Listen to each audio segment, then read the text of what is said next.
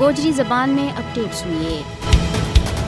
ظالم مودی حکومت کشمیری سیاسی قیدیاں کے نال ظالمانہ رویہ اختیار کر رہی ہے۔ مقبوضہ جموں کشمیر کا لوکاں آزادی کا عزم نہ پنن گاہ منصوبہ کے تحت انہاں جعلی مقدمات کے بچ پھسایا جا رہی ہے۔ کشمیری عوام کی تحریک آزادی کے نال غیر متزلزل وابستگی کے واسطے ان کے اوپر سخت قوانین کے تحت مقدمات قائم کیا جائیں۔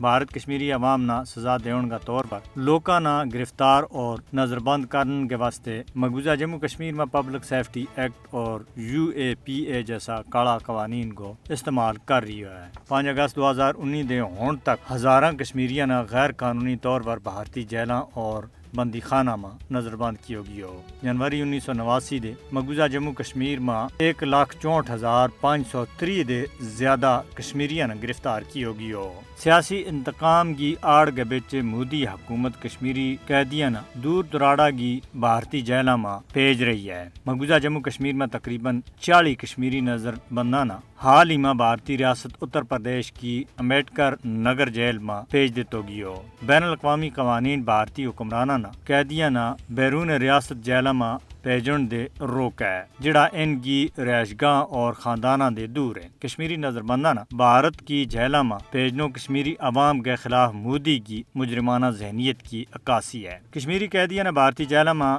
بھیجن کو مقصد ان کا خاندانہ جذباتی اور مالی طور کے اوپر نقصان پہنچانا ہے۔ ہزاروں کشمیری سیاسی رہنما اور نوجوان مقبوضہ جموں کشمیر اور بھارت کی جیلاں کے بچ بند ہیں۔ کشمیری سیاسی قیدیاں آزادی کی جدوجہد دے دور رکھنے کے واسطے نشانوں بنایا جا رہی ہے۔